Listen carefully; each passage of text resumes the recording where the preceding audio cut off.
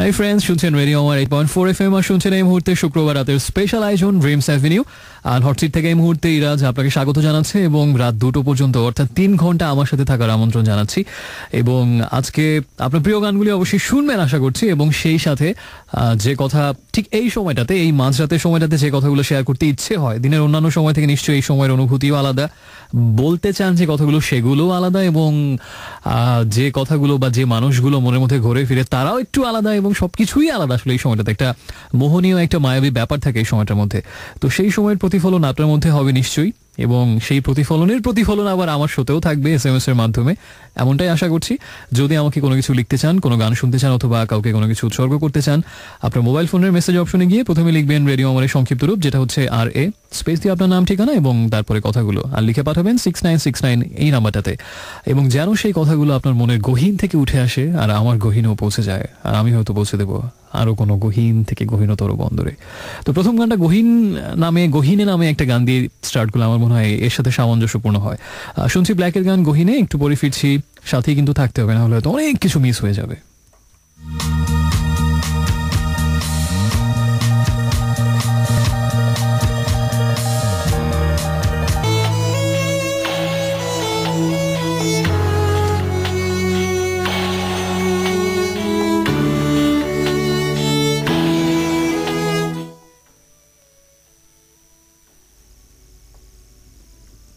অবশেষে একদিন হেসে উঠি মরণের শোকে, মাতাল লোকের মতো কি যে সেই পরিপূর্ণ হাসি।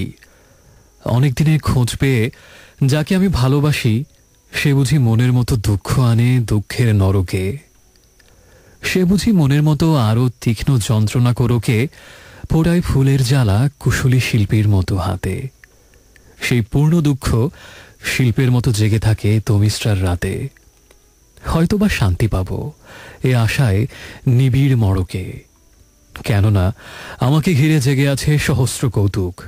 তৃপ্ত হতে চাই বুঝি পৃথিবীর প্রবল সে ক্ষুধা। প্রেম আর বিশ্বাসের অবলুপ্ত অপরূপ সোনা যন্ত্রণার পাক ঘেটে কিছুতে সে কুড়াতে দেবে না, এই তার পণ। শুধু দেবে বিষ, ছড়াবে না সুধা, কেননা আমাকে নিয়ে জাগে তার ধূর্ত এক সুখ। So friends, welcome back once again. শুনছেন এই মুহূর্তে আপনার মধ্যরাতের আগন্তুক বন্ধু ইরাজকে, এবং শুনছেন dreams avenue only on radio আমার 88.4 FM। আমরা আজকে শুরু করলাম একটু আগে, এবং আশা করছি 3 ঘন্টা আমার সাথে থাকলে বেশ কিছু প্রিয় গান এবং সেই সাথে আপনার মনের কথাগুলো প্রতিধ্বনিত হবে আমার মাধ্যমে। আর এর পাশাপাশি একটু আগে যেমন এইমাত্র একটা কবিতা পড়লাম, এরকম কিছু কবিতা হয়তো পড়বো, কিছু সেগমেন্টও থাকবে, আপনার পছন্দের আরো কিছু হয়তো থাকতে পারে, সাথে থাকুন। প্রথম দুটো গান আমরা অলরেডি শুনে ফেলেছি। প্রথম গানটা ছিল হচ্ছে ব্ল্যাকের গহীনে, এবং তার পরের গানটা ছিল হচ্ছে আরবু ভাইরাসের একটা গান রোদের কিনারায়। তো এই দুটো গান পরপর প্লে করেছিলাম কোনো রকম প্ল্যান ছাড়া, কিন্তু তারপরে যেটা মনে হলো, আমি খেয়াল করলাম যে ব্ল্যাকের B এবং আরবু ভাইরাসের A যদি নেই তাহলে BA হয়। তো BA সিকোয়েন্সিয়ালি যেহেতু গানের লিস্ট আগাচ্ছে, তখন চট করে মাথা আসলো, যেহেতু বাংলাদেশের দিকে কিন্তু যাচ্ছি, BANGLADESH, তো তার মানে বাংলাদেশের প্রত্যেকটা অক্ষর নিয়ে ওরকম কোনো আর্টিস্টের গান প্লে করলে কেমন, এটা চট করে মাথা আসলো। তো যেই ভাবা সেই কাজ, সেটাই করছি। বাংলাদেশটা আমরা কমপ্লিট করি, আপাতত B এবং A শুনলাম, এরপর হয়তো N দিয়ে কার গান আমরা শুনবো একটু পরে, জানি না। আর একটু আগে যে কবিতাটা পড়লাম, এটা হচ্ছে অবশেষে একদিন, ইমামুর রশিদের লেখা একটা কবিতা। কিন্তু ইন্টারেস্টিং একটা ব্যাপার হয়েছে, যেটা আমার এর আগে কোনোদিনই হয়নি। সেটা হচ্ছে, আমি একটু আগে ওই আরবু ভাইরাসের গানটা শুনতে শুনতে কবিতার বইয়ের পাতা উল্টে দেখছিলাম যে কোনটা পাওয়া যেতে পারে। তো ঠিক করে রাখলাম আরেকটা কবিতা, ভ্রান্তির অমোঘ লগ্ন, একই পৃষ্ঠাতে। তারপরে বইটাই ওরকম ভাঁজ করে উল্টা করে রেখে দিলাম। দেন অ্যাট বাজা হলো, আমি আবার আসলাম বই হাতে নিয়ে। আমার আর খেয়াল ছিল না যে উপরের কবিতা নাকি ওই পৃষ্ঠার নিচের কবিতা। এটা আমার কেন যেন মনে হচ্ছিল উপরেরটা, যেটা আমি জীবনের আগে কোনোদিনই দেখিনি। তো আমি তো অলরেডি খুব আবেগ নিয়ে পড়া শুরু করে দিলাম, কিন্তু পড়া শুরু করার পর একটা দুটো লাইন পরে বলে, কি ঘটনা কি, একটু হয়তো এই কবিতা পড়লাম না।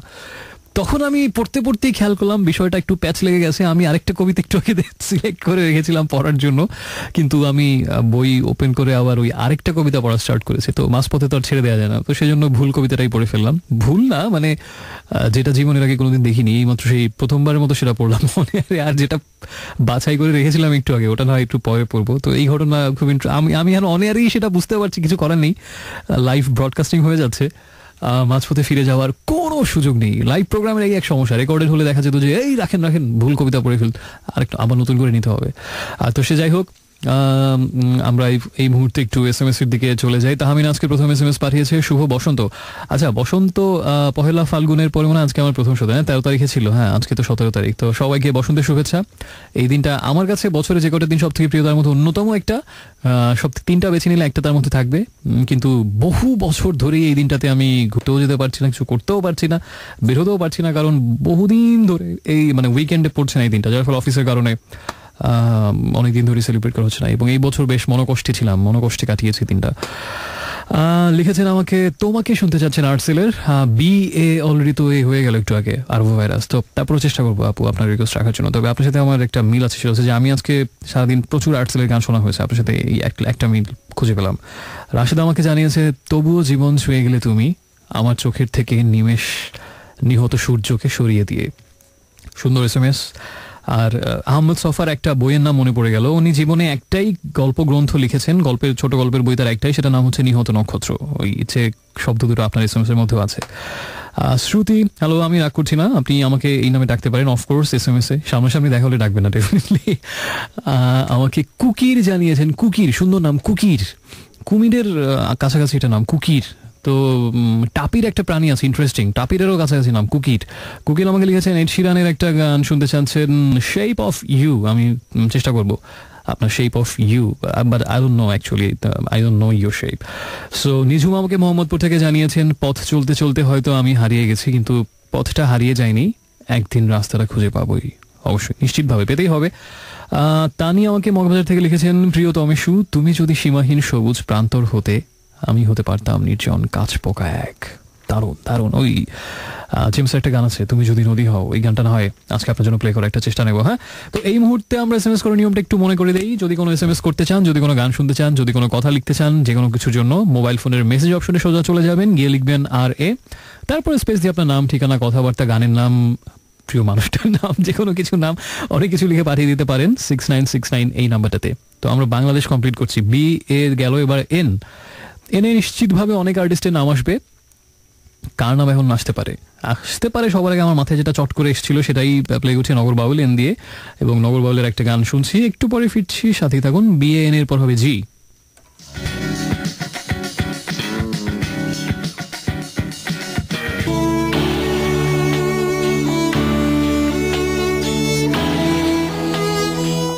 Hello friends, welcome back once again. শুনছেন এই মুহূর্তে রেডিও আমার 88.4 FM এ Friday night weekend exclusive show Dreams Avenue, যেখানে আপনার বন্ধু ইরাজ আপনার সাথী আছে এবং আপনাকে সঙ্গ দেবে রাত 2টো পর্যন্ত। নিঃসঙ্গ বোধ করার কোনো কারণ নেই, কোনো সুযোগ নেই, কোনো অবকাশ নেই।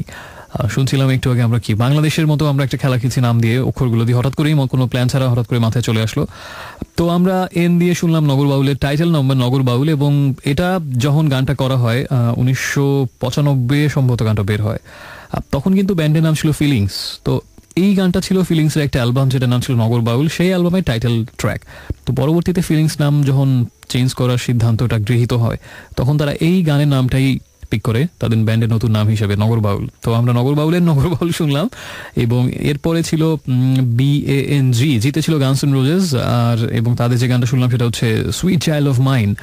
আর এরপরে L আছে, ADESH। এখন অনেকগুলো অক্ষর রয়ে গেছে, দেখা যাক কাদের গান আমরা শুনি, এবং বাংলাদেশ আমরা কমপ্লিট করবো এইভাবে। ওকে, আর আমাকে জানিয়েছেন জাকিয়া নামের একজন, যে সবাই শুধু পূর্ণিমা চাঁদ নিয়ে মেতে থাকে, কিন্তু রক্তবর্ণ ক্ষয় চাঁদের রূপটাও যে কত সুন্দর, আবার নতুন করে আবিষ্কার করলাম মেঘের আড়ালে রক্তিম চাঁদ। তো এই চাঁদের রূপ সব থেকে বেশি কিন্তু আপনি এনজয় করতে পারবেন কোলাহল বা দালান কোঠার ফাঁকে না, একদম দূরে কোথাও যদি চলে যান। যেমন মনে করুন যে ঢাকার আশপাশে কোথায় যদি বলি, যদি আপনি পূর্বাচলের দিকটাতে চলে যান, অথবা যদি আবার আশপাশে গিয়ে মাওয়ার দিকে যেতে পারেন, ওইখানে অনেক ফাঁকা জায়গার ভেতরে যখন নদীর উপরে বা বিরান প্রান্তরের উপরে ওই চাঁদে যখন রূপটা দেখবেন, সেটা আরও বেশি উপভোগ্য হবে, এটা নিশ্চিতভাবেই বলা যেতে পারে।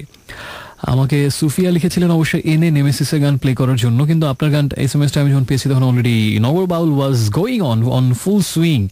তো সেজন্য এটা সম্ভব হলো না এই মুহূর্তে। ফ্লয়েডিয়ান আমাকে জানিয়েছেন শুভ জন্মদিন জীবনানন্দ দাশ, তার প্রিয় কবির জন্মদিন। এবং এটা রাশেদও আমাকে জানিয়েছেন যে তার জন্মদিন উপলক্ষে তার কিছু কবিতা আবৃত্তি হয়ে যাক। জীবনানন্দকে আমি জানি না কোন ভাষায় উইশ করলে আমি ব্যক্তিগতভাবে সন্তুষ্ট হতে পারতাম। আমি আর নতুন করে কিছু বলতেও চাই না, যারা আমাকে নিয়মিতভাবে শোনেন তারা জানেন তাকে নিয়ে আমার উচ্ছ্বাস, ভালোবাসা, আবেগের কথা। তাই আজকে আর বেশি কিছুই বলবো না, এবং তার জন্মদিনের শুভেচ্ছা স্বরূপ একটু পর একটা কবিতা অবশ্যই পড়বো আমরা। খুঁজে পেতে একটা যে কবিতার আগে কখনো পড়া হয়নি, জীবনানন্দের কবিতাই মনে হয় সব থেকে বেশি পড়েছে আমার সাথে, এবং অনেক কবিতা পড়া হয়ে গেছে, সব মনেও নেই কোনটা কোনটা পড়া হয়নি বা হয়েছে। তো আজকে একটা কবিতা পড়েছি যেটা আগে সম্ভবত পড়া হয়নি, একটু পরে সেটা হচ্ছে। শার্লি আমাকে জানিয়েছেন যে সম্পর্কগুলো যেন ঘুণ পোকা সব, অবিরাম ভুল বোঝাবুঝির গ্রন্থি, গুহাবাসী সন্ন্যাসীর মতোই জটাধারী, মৌনতার প্রাচীর ভেঙে সূর্যালোক ছোঁয়া হয় না তার। আচ্ছা, জীবনানন্দের বিষয়ে আর কিছু বলবো না, বলো একটা জিনিস না বললেই না, সেটা হচ্ছে যে বই, গল্প বা কবিতা তো অনেকেরই পড়া হয়েছে, কিন্তু কখনো সেটা এমন কখনো আমার মনে হয়নি যে না, ওনার মতো করে একটা কিছু দিয়ে আমি লিখি, দেখি ওনার মতো হয় কিনা। বিকজ অনুকরণ করা বা একদম কাউকে ফলো করা তো অবশ্যই যদি কেউ লেখালেখি করে তার উচিত না, কিন্তু এই সেজন্য সবাই অ্যাভয়েড করে, এবং অন্য কারো মতো করে লেখার চেষ্টাটা নিশ্চয়ই সবাই অ্যাভয়েড করে, সবাই চায় নিজের একটা স্বাতন্ত্র বা স্বকীয়তা তৈরি করতে। কিন্তু একমাত্র মনে হয় আমি এমন আহামরি কিছু লিখে দেখি না, মাঝে মাঝে এলোমেলো কিছুই হয় না, যেগুলো সেরকম টুকটাক আগে ব্রিটিশ আমলে লেখা হতো। তো একমাত্র ওনাকেই আমি মনে হয় যে কয়েকটা কবিতাতে আমি একটু চেষ্টা করেছিলাম, দেখি জীবনানন্দর মতো করে লেখা যায় কিনা, ওনার সেই শব্দগুলো সেই স্টাইলে।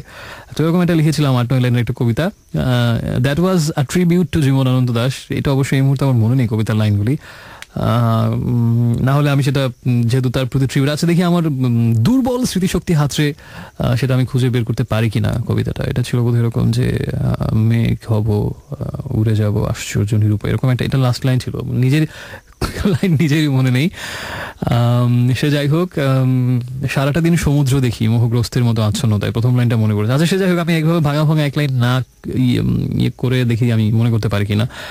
আমাকে জানিয়েছেন শার্লি, সম্পর্কগুলো যেন ঘুণ পোকা সব, অবিরাম ভুল বোঝাবুঝির গ্রন্থি। ও আচ্ছা, এইমাত্র তো পড়লাম এটা। আমি আজকে এক কবিতা সিলেক্ট করে আরেক কবিতা পড়ছি, এক SMS দুবার পড়ছি, ঘটনা কি? Anything is wrong with me? I don't no.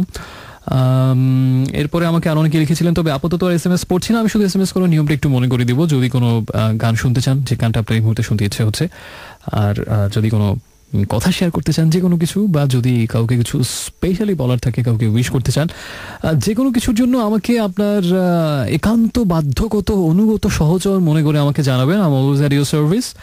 SMS করার নিয়মটা হচ্ছে, প্রথমে লিখবেন রেডিও আমাদের শর্টেস্ট ভার্সন, যেটা হচ্ছে RA স্পেস দিয়ে নাম ঠিকানা এবং তারপরে কথাগুলো, আর লিখে পাঠাবেন যে নাম্বার, সেটা হচ্ছে 6969। তো এই মুহূর্তে আমরা একটা কবিতা পড়ে তারপর আবার গানে চলে যাচ্ছি। BANGL, এল দিয়ে আমরা কি শুনবো আমি এখনো জানি না, ঠিক করিনি এল দিয়ে আমরা কি শুনতে পারি। আর সেটার আগে আমরা একটা আমি কবিতা শুনেছি জীবনানন্দ দাশের, এটার নাম হচ্ছে আলো পৃথিবী। ঢের দিন বেঁচে থেকে দেখেছি পৃথিবী ভরা আলো, তবুও গভীর গ্লানি ছিল কুরুবর্ষে, রোমে, ট্রয়ে। উত্তরাধিকার ইতিহাসের হৃদয়ে বেশি পাপ ক্রমেই ঘনালো। সে গরল মানুষ ও মনীষীরা এসে হয়তোবা একদিন করে দেবে ক্ষয়। আজ তবু কণ্ঠে বিষ রেখে মানবতার হৃদয়ে স্পষ্ট হতে পারে পরস্পরকে ভালোবেসে। কোথাও রয়েছে যেন অবিনশ্বর আলোড়ন, কোনো এক অন্য পথে, কোন পথে নেই পরিচয়। এই মাটির কোলে ছাড়া অন্য স্থানে নয়, সেখানে মৃত্যুর আগে হয় না মরণ। আমাদের পৃথিবীর বনঝিরি, জলঝিরি নদী, হিজল, বাতাবি, নিম, বাবলার সেখানেও খেলা করেছে সমস্ত দিন।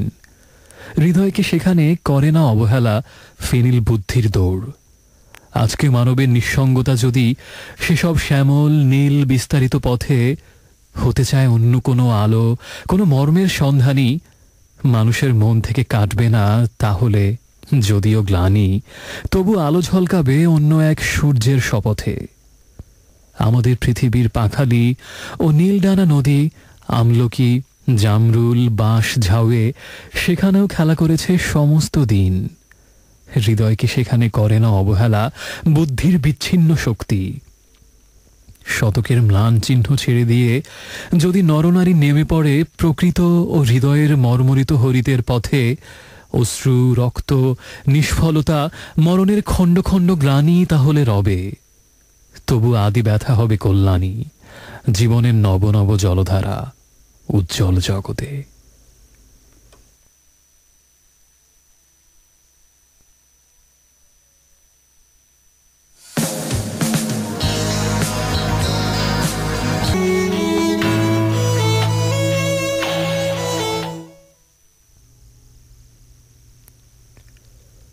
সকাল সন্ধ্যাবেলা আমি সেই নারীকে দেখেছি, জেনেছি অনেক দিন, তারপর তবুও ভেবেছি, তারপর ঢের দিন পৃথিবীর সেই সাদা সাধারণ কথা ছোট বড় জিনিসের বিস্মরণে ক্রমে ভুলে গেছি।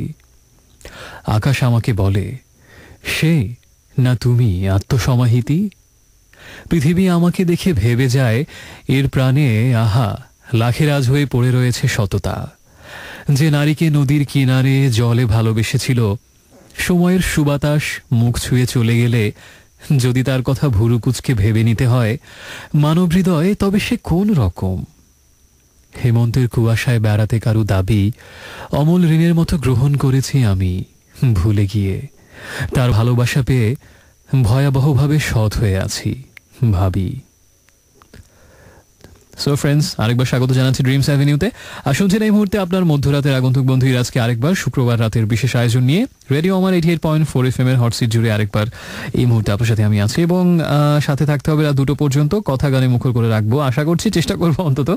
আর বাংলাদেশের প্রত্যেকটা অক্ষর নিয়ে আমরা শুরু থেকে গানের একটা মিছিলের মতো চালাচ্ছি। বাংলা পর্যন্ত শেষ হয়েছে, একটু আগে ছিল LRB হাসতে দেখো, এই গানটা শুনলাম, এবং তারপরে এতে আমরা অল্টার ব্রিজের একটা গান শুনলাম, এবং এই গানটা ছিল রাইজ টুডে।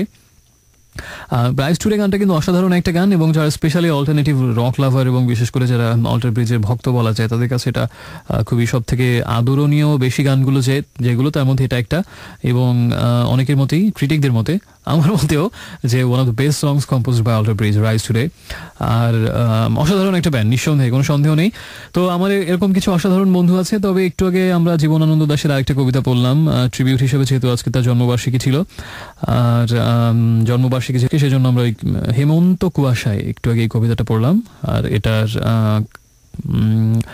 পরে আমরা কয়েকটি SMS পড়ি। আমাকে জানিয়েছেন সোফিয়া লরেনের মতো সুফিয়া লরেন আমাকে জানিয়েছেন জিনজিরা থেকে যে এস দিয়ে কিন্তু শিরোনামহীনের গান প্লে করা যেতে পারে, এবং বেশ কিছু রিকোয়েস্ট পাচ্ছি অক্ষর দিয়ে, যেহেতু বাংলাদেশ আমরা কমপ্লিট করার মিশন নিয়ে নেমেছি আজকে মাঠে। আর মিরপুরের নিশা নাজমুল আমাকে SMS পাঠিয়েছেন, মিরপুর থেকে সুমন, নিয়াজ বেশ কিছু গানের, সুন্দর সুন্দর গানের রিকোয়েস্ট পাঠিয়েছেন। আর এরপর আমাকে লিখেছেন যে বন্ধু তিনি হচ্ছেন স্নেহা, লিখেছে কেরানীগঞ্জ থেকে। আর আশরাফ উত্তরা থেকে, এবং সুমন মিরপুর থেকে সোনার বাংলা নামের একটা গান তিনি শুনতে চাচ্ছেন। একা অনেকগুলো গানের রিকোয়েস্ট পাঠিয়েছেন। দিলরুবা রুহা আমাকে জানিয়েছেন যে 4টা বইয়ের নাম বলো যা আমার প্রিয় মানুষকে গিফট দেওয়া যায়। এভাবে চটকা এই মুহূর্তে চারটা কোনটা কোনটা বলি, কোনটা রেখে কোনটা বলি, বিষয়টা এরকম অনেকটা, এই বলে আমায় দেখো, বলে আমায় দেখে, এরকম আর কি। 1 নম্বরে প্রথমে যেটা মাথায় ছিল আমার শবনম, এই বইয়ের কথা আমি অনেকবার বলেছি, সৈয়দ মুস্তাফা আলীর। তারপরে আপনি ইভান তুর্গেনেভের প্রথম প্রেম দিতে পারেন। তারপরে হচ্ছে মানিক বন্দ্যোপাধ্যায়ের পুতুল নাচের ইতিকথা, এটাও দিতে পারেন আপনি। এরপরে যদি আরেকটা বই আপনি রাত ভোরে বৃষ্টি, বুদ্ধদেব বসু, তিথিডোর, অথবা সপ্তপদী, তারাশঙ্কর, আপাতত এই বইগুলোর কথাই মাথায় আসছে। আমাকে লিখেছেন এরপরে তিনি হচ্ছেন শার্লির SMS-টা পড়েছিলাম। সো আপাতত SMS পড়ছি না, আমরা গানে চলে যাব। তবে তার আগে SMS করার নিয়মটা একটু মনে করে দিয়ে, যদি কিছু লিখতে চান আমাকে, গান, কবিতা, যে কোনো কিছু রিকোয়েস্ট পাঠিয়ে, বা নিজে যে কোনো কথা এক্সপ্রেস করতে চাইলে প্রথমে লিখবেন রেডিও আমার সংক্ষিপ্ত রূপ, যেটা হচ্ছে RA স্পেস দিয়ে আপনার নাম, ঠিকানা এবং তারপরে কথাবার্তাগুলো লিখে পাঠাবেন 6969 এই নাম্বারটাতে। তো বাংলা হয়েছে, এবার দেশের ডি দিয়ে আমরা কার গান শুনবো? Deep Purple, Def Leppard, Dream Theater, তারপরে আর কার গান প্লে করা যেতে পারে? Dio, Ronnie James Dio. তারপরে আর কি হতে পারে? আচ্ছা, আর অনেকেই হতে পারে না, অনেকেই হতে পারেন ডি দিয়ে নিশ্চয়ই আর অনেক ভালো ভালো মিউজিশিয়ান এবং ভালো ভালো ব্যান্ড আমরা অবশ্যই থাকতেই পারে। তো এই মুহূর্তে আমরা যে গানটা শুনবো ডি দিয়ে, সেটা হচ্ছে একটু সবুজ চাচ্ছে মনের ভেতর, সবুজ, হ্যাঁ সবুজ একটু খুঁজতে পারেন যায়। হ্যাঁ, মানে ইন্টারনেটে ভাইয়া মানে সবকিছুই পাওয়া যায়।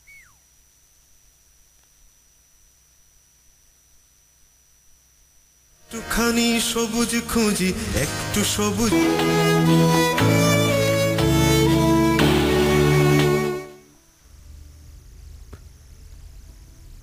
সেই মেয়েটি এর থেকে নিকটতর হলো না, কেবল সে দূরের থেকে আমার দিকে একবার তাকালো।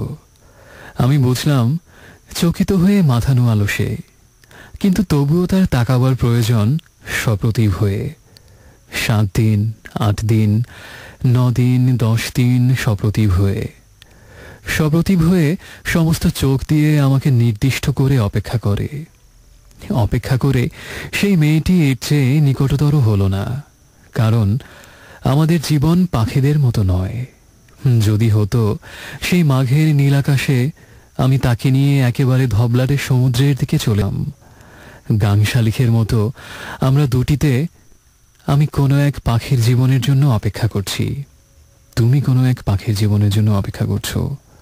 হয়তো হাজার হাজার বছর পরে মাঘের নীল আকাশে সমুদ্রের দিকে যখন উড়ে যাব, আমাদের মনে হবে হাজার হাজার বছর আগে আমরা এমন উড়ে যেতে চেয়েছিলাম।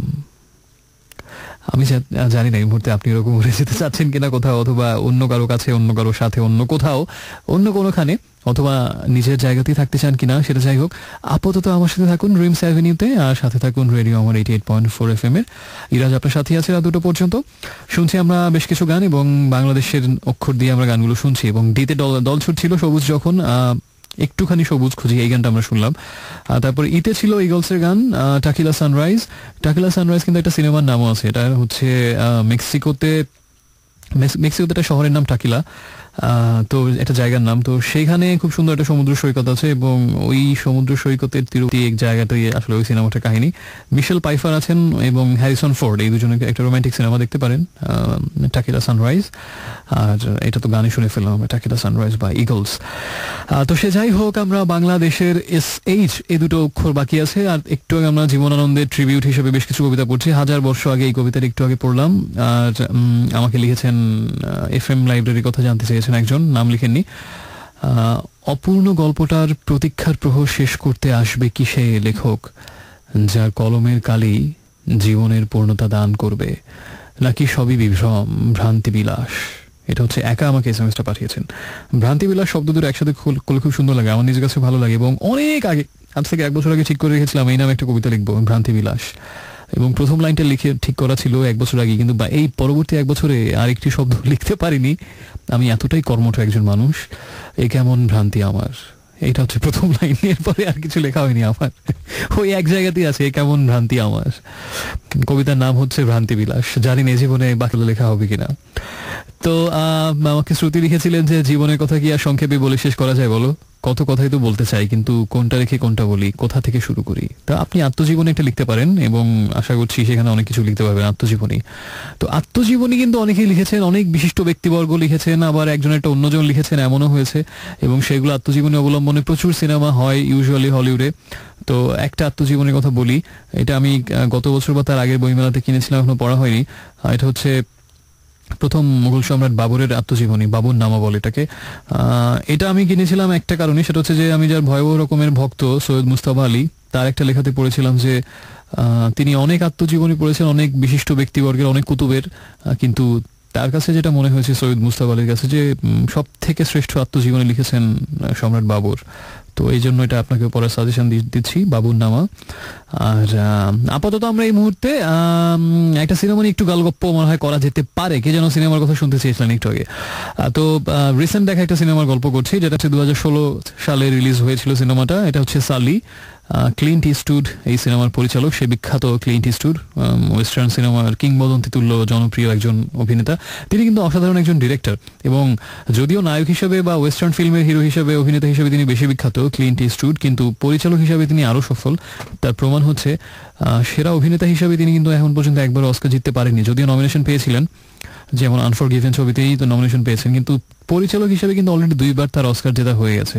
একটা হচ্ছে আনফরগিভেন সিনেমা দিয়ে 1992 সালের সিনেমা, এবং আরেকটা হচ্ছে $1 মিলিয়ন বেবি, যেটা 2004 সালে সেরা সিনেমা নির্বাচিত হয়েছিল। তো পরিচালক হিসেবে অলরেডি 2টো অস্কার তার ঝুলিতে।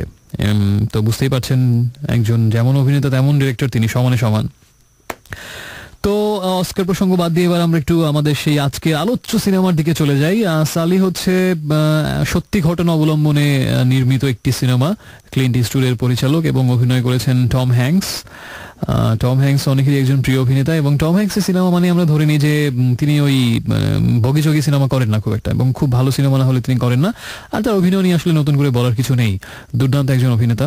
এবং তিনিও কিন্তু 2বার অস্কার জিতেছেন সেরা অভিনেতার। একবার হচ্ছে ফিলাডেলফিয়া সিনেমাতে প্রথম অস্কারটা জিতেছিলেন তিনি, প্রবাবলি এটা ছিল 92 সিনেমা। আর দ্বিতীয়বার অস্কার জিতেছিলেন রবার্ট জেমেকিসের ওই ফিল্মটাতে, যে ফরেস্ট গাম্প দিয়ে 95-এ।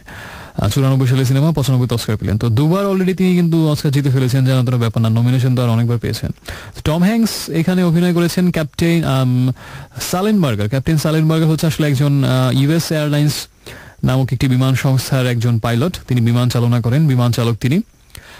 আর এই সিনেমাতে তার হেল্পার হিসেবে, বাস হলে আমরা হেল্পার বলতাম, আর যেহেতু ফ্লাইটে মানে প্লেনে আমরা হেল্পার বলি না, আমরা বলি কো পাইলট। সো তার সাথে ককপিটে ছিলেন কো পাইলট হিসেবে আরেকজন অ্যারন একার্ট, এই চরিত্রে অভিনয় করেছেন। মূলত এই দুজনেই আসলে পুরো বেশি অংশ জুড়ে সিনেমাতে আছেন, আর টম হ্যাঙ্কস এবং অ্যারন একার্ট। সিনেমাটা কাহিনী সত্যি ঘটনা অবলম্বনে, এবং ঘটনাটা হয়তো অনেকেই জানেন। এটা হচ্ছে 2009 সালে ঘটনাটা ঘটেছিল। 2009 সালে ইউএস এয়ারলাইন্সের একটি বিমান রানওয়ে থেকে উড্ডয়নের পরপরই অল্প একটু মানে সময় যাবার পরে, সম্ভবত ফ্লাই করার 2 মিনিটের মধ্যে আকাশে যখন ছিল তখন হচ্ছে যে এক ঝাঁক পাখি উড়ে যাচ্ছিল ওই সময়টাতে। এবং আপাত দৃষ্টিতে শুনে মনে হয় যে একটা প্লেনের গায়ে পাখি লাগলে কি এমন হয়, কিন্তু বিমান যে গতিতে ধাবমান থাকে ওই গতিতে একটা পাখির থেকে হালকা কিছুর সাথে সংঘর্ষ হলো, সেটা খুব মানে ব্যাপক, খুবই কঠিন একটা ভয়াবহ বেড়াছাড়া অবস্থা হয়ে যেতে পারে। তো এটাই হয়েছিল। এবং প্লেনের যে দুটো ইঞ্জিনের ভেতরেই পাখি ঢুকে গিয়ে একদম দুটো ইঞ্জিনই ওই আকাশপথে বিকল হয়ে যায়, যার ফলে এয়ার থ্রাস্ট হচ্ছিল না, এবং একটা প্লেন আকাশে উঠছে এবং দুটো ইঞ্জিন হঠাৎ করে নষ্ট হয়ে গেল ওই অবস্থায়। কি ভয়াবহ অবস্থা, একটা চিন্তা করুন, সত্যি ঘটনা একদম এটা হয়েছিল। তো তখন টম হ্যাঙ্কস যেটা ক্যালকুলেট করে দেখলেন, যেহেতু কোনো ইঞ্জিনই কাজ করছে না দুটো, এবং প্লেন কতক্ষণ ভেসে থাকবে সেটাও খুব অল্প একটা সময় হয়তো, তো তার সামনে হচ্ছে দুটো অপশন। তিনি রাডারে যোগাযোগ করলেন কন্ট্রোল রুমের সাথে। তারা তাকে দুটো অপশন দেখালো যে তার নিকটবর্তী দুটো এয়ারপোর্ট আছে এবং এই দুটো যে কোনো একটাতে তিনি ল্যান্ড করতে পারেন। এবং যাত্রী সহ ক্রু সহ ওই সময় মোট 155 জন মানুষ ছিলেন ওই বিমানটাতে, এবং 155 জনের জীবন ওই মুহূর্তে ক্যাপ্টেন সালেনবার্গারের হাতে, তার সিদ্ধান্তের উপরে যে 155 জন কি প্লেন ক্র্যাশে মারা যাবে নাকি তারা বাঁচতে পারবে। তো তিনি টম হ্যাঙ্কস মুহূর্তের মধ্যে সবকিছু কন্ট্যাক্ট করে হিসাব নিকাশ করে তার মাথার মধ্যে ইনস্ট্যান্ট হিসাব নিকাশ করে তিনি যে তার কাছে যেটা মনে হলো দুটো এয়ারপোর্টে কোনোটাতেই তিনি আসলে ল্যান্ড করতে পারবেন না। তার ওই মুহূর্তে হাইট যতটুকু, অল্টিটিউড যতটুকু ছিল এবং গতি যতটুকু ছিল, ওই সব কিছু কম্বিনেশন করে তিনি মাথার মধ্যে চটজলদি ক্যালকুলেট করে দেখলেন যে তা এয়ারপোর্টে ল্যান্ড করার আগেই প্লেনটা ক্র্যাশ করবে, হয় কোনো বিল্ডিং এর সাথে অথবা তার আগেই কোনো স্থলে। এই কারণ, এবং ইন্টারেস্টিং ব্যাপার হচ্ছে যে ওই যে মুহূর্তে পাখির সংঘর্ষে বিমানের ইঞ্জিন নষ্ট হলো, ওই সময়টা থেকে এত কিছু চিন্তা ভাবনা করে হিসাব নিকাশ করে দ্রুত ডিসিশন নেওয়া যে আমি আসলে কি করব, এতগুলো 155 জনের জীবন নিয়ে তার একটা সিদ্ধান্তের উপরে নির্ভর করছে। এই পুরো বিষয়টা ক্যালকুলেট করে ডিসিশন নিতে তিনি সময় নিয়েছিলেন 58 সেকেন্ড মাত্র। মানে কত ফাস্ট মাথা তার কাজ করছিল। এবং ওই বিপদের মধ্যে আকাশপথে মানে কয়েক হাজার ফিট হাইটে দুটো ইঞ্জিনই হঠাৎ করে নষ্ট হয়ে গেল, এবং মানে ভয়াবহ এইভাবে 58 সেকেন্ডের মধ্যে আমি জানি না অন্য কেউ সিদ্ধান্ত নিতে পারতেন কিনা। এবং সিদ্ধান্তটা অভিনব ছিল। তিনি দেখলেন যেহেতু দুটো এয়ারপোর্টে কোনোটাতেই ল্যান্ড করা যাচ্ছে না যাত্রী নিয়ে প্লেনটা, তাহলে কি করা যেতে পারে। তো সেই মুহূর্তে তিনি যেটা করলেন, তিনি ভাবলেন তিনি তখন হাডসন নদীর উপরে ছিলেন আসলে ওই মুহূর্তে। তিনি ভাবলেন একটা কাজ করলে কেমন হয়, নদীতে প্লেনটা নামিয়ে দিই। এবং এটা খুব বিরল, আমি সম্ভবত আর কোনো রেকর্ড আছে কিনা জানি না, যে কোনো প্লেন নষ্ট হয়ে নদীতে মানে বাধ্য হলো ল্যান্ড করতে, ওয়াটার ল্যান্ডিং করতে বাধ্য হলো, এবং সেইখানে সেই মানুষগুলো বেঁচে গিয়েছিল বা কারো কোনো কিছু হয়নি। কাকতালীয় ব্যাপার হচ্ছে 155 জনের একজন যাত্রীর মৃত্যু হয়নি, এবং খুব সামান্য কাটা ছেড়ে একেবারে মাইনর ইনজুরি ছাড়া তেমন কোনো ক্ষতি কারো হয়নি। এটা একটা বিরল ব্যাপার, এবং ইতিহাসে এরকম খুঁজে আর দুটি মনে হয় পাওয়া যাবে না। এবং সেই হাডসন নদীর ভেতরে, এবং এই ঘটনাটা এতটাই কাকতালীয়, এতটাই মিরাকুলাস ছিল যে পরবর্তীতে সব এটাকে নাম দিলেন, যে এই ঘটনার নাম দেওয়া হয়েছিল মিরাকল অন দ্য হাডসন। এবং সেই মিরাকল অন দ্য হাডসন নিয়ে আসলে এই সিনেমাটা। এবং ক্যাপ্টেন সালেনবার্গার দুটো এয়ারপোর্টে কোনো দিকে না গিয়ে তিনি এয়ারপোর্টে যেতে পারতেন, সেটাই সেফেস্ট অপশন ছিল। বেশিরভাগ পাইলট 100 জনের মধ্যে 98 জন হয়তো ওই চেষ্টাটা করতেন যে দেখি পারি কিনা, কিন্তু তিনি ওই 98 জনের পথে হাঁটেননি। তিনি হাডসন নদীর উপরে ওয়াটার ল্যান্ডিং করালেন, এবং অসাধারণ দক্ষতায়, নৈপুণ্যে, এবং সেই নদীর উপরে ওয়াটার ল্যান্ডিং হলো। প্লেনটাকে তো আর বাঁচানো যায়নি, সেটা ডুবে গিয়েছিল, এবং 155 জনের সবাই বেঁচে গিয়েছিল। কিন্তু শুনে নিশ্চয়ই খুব ভালো লাগছে যে কি বীরত্বের ঘটনা। কিন্তু সিনেমা কিন্তু এখানেই শেষ না, সিনেমার আসল টার্নিং পয়েন্ট এখানেই শুরু। এরপরে যেটা হলো insurance company, air safety authority, flying safety authority board, UTSB সম্ভবত, তারপরে আরো যারা বিভিন্ন রকম রেগুলেটরি বোর্ড আছেন, প্রশাসন কর্তৃপক্ষ যারা আছে, তারা একটা তদন্ত কমিটি করলেন যে আসলে কে দোষী। সত্যি কি, যেহেতু প্লেনটা আর উদ্ধার করা যায়নি, এটা কি আসলেই নদীতে ল্যান্ড করা বাধ্য হয়েছিলেন, এরকম অবস্থা আসলে ছিল, নাকি উনি এয়ারপোর্টে যেতে পারতেন? এবং বিভিন্ন রকম তদন্ত হলো, ককপিটে দুজন পাইলটের কনভারসেশনের যে রেকর্ডটা সেটা কালেক্ট করা হলো, অনেক কিছু করা হলো, তারা ওটা নিয়ে অনেক অ্যানালাইসিস করলেন, হিসাব নিকাশ করলেন, এবং অনেক কম্বিনেশন করা হলো, এবং দেখে তারা সিদ্ধান্ত নিলেন যে না, টম হ্যাঙ্কসের সিদ্ধান্ত ভুল ছিল। আসলে প্লেন ওই সময় প্লেন যে হাইটে ছিল, যে গতি ছিল, তা দিয়ে অবলীলায় দুটো এয়ারপোর্টের যে কোনো দুটিতেই ল্যান্ড করা সম্ভব হতো খুব নিরাপদভাবে, এবং তাতে প্লেনটাও বেঁচে যেত, 155 জন যাত্রী এবং ক্রুরও কিছু হতো না। এখন হয়তো যাত্রীরা বেঁচেছে সবাই, কিন্তু প্লেনটা তো ধ্বংস হলো। এই কারণে শেষ পর্যন্ত কাঠগড়ায় দাঁড়াতে হয় টম হ্যাঙ্কসকে, ক্যাপ্টেন সালেনবার্গারকে, যে তার সিদ্ধান্তটা ভুল ছিল।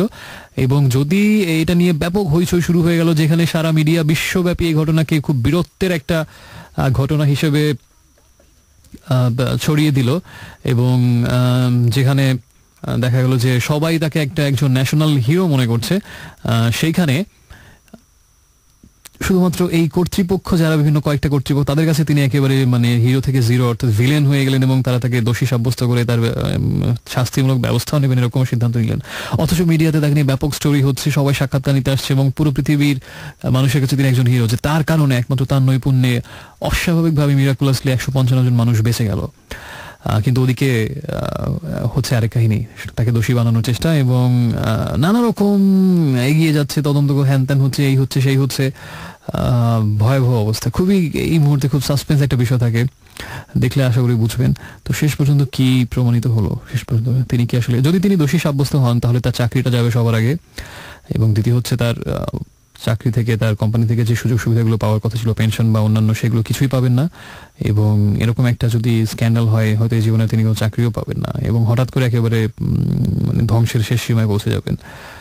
তো শেষ পর্যন্ত কি তিনি দোষী প্রমাণিত হবেন, যে তার সিদ্ধান্তটা ভুল ছিল, নাকি প্রমাণিত হবে তার সিদ্ধান্তই সঠিক ছিল, কোনো এয়ারপোর্টে যাওয়া, ল্যান্ড করা যেত না, ওটাই ছিল একমাত্র অপশন, এবং আবার তিনি হিরো হিসেবে ট্রায়াম্প করবেন? এটা জানতে হলে আপনাকে সিনেমাটা দেখতে হবে। বেশ উপভোগ্য একটা সিনেমা, আমার কাছে বেশ ভালো লেগেছে, সালি। আশা করি দেখবেন আপনি। আপাতত আজকের মুভি অফ দ্য উইকে ছিল এটুকুই। এই মুহূর্তে আমি SMS করার নিয়মটা আরেকটু মনে করে দিচ্ছি। যদি কোনো গান শুনতে চান, যদি নিজে কোনো কথা শেয়ার করতে চান, যে কোনো কিছু লিখতে চান, প্রথমে লিখবেন রেডিও আমার শর্টেস্ট ভার্সন, যেটা হচ্ছে RA স্পেস দিয়ে আপনার নাম ঠিকানা লিখবেন, এবং তারপরে কথাগুলো লিখে পাঠিয়ে দেবেন যে নাম্বারে, সেটা হচ্ছে 6969। আর আমরা বাংলাদেশের DE পর্যন্ত আমরা গিয়েছিলাম, এবার এস দিয়ে আমরা সোলসের একটা গান শুনবো। তো আশা করছি গানটা ভালো লাগবে। একটু পরে ফিরছি, সাথে থাকুন।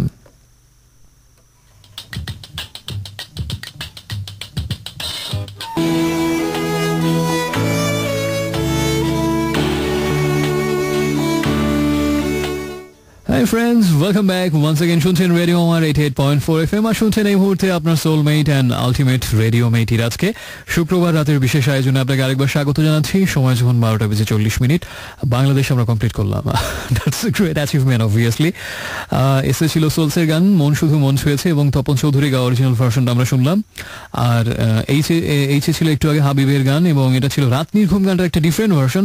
আমার কাছে এই ভার্সনটা বেশ ভালো লেগেছে, এবং হাবিবের গায়কের বেশ প্রশংসা করতে হয়। এই ভার্সনটাতে একটা ব্যাপার ছিল কিন্তু, তাই না?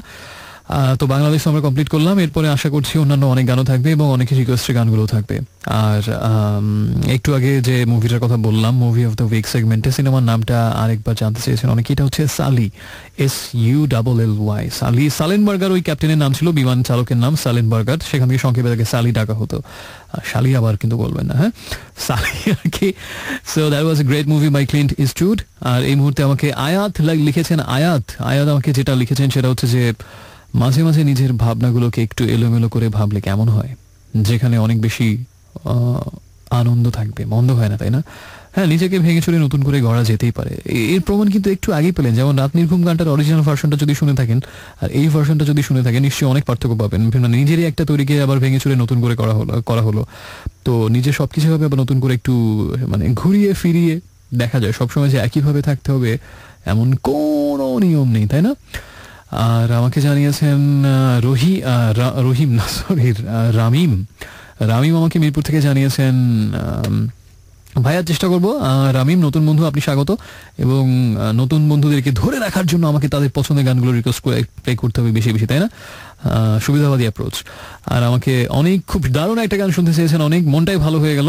মথ ইনটু দ্য ফ্লেম, মেটালিকার নতুন গান শুনতে চেয়েছেন তিনি। দারুণ একটা গান, দুর্দান্ত, মিউজিক ভিডিওটা দারুণ হয়েছে। ঢাকা ইউনিভার্সিটির রাসেল আমাকে জানিয়েছেন পার্ল জ্যামের গান বেশ বেশ আসলে এরকম SMS পেলে ভালো লাগে, এমন গানের রিকোয়েস্ট আসলে বোঝা যায় যে আসলে আমাকে যারা শুনছেন এই মুহূর্তে তাদের মিউজিক টেস্ট আমার থেকে অনেক উপরে, অনেক ভালো।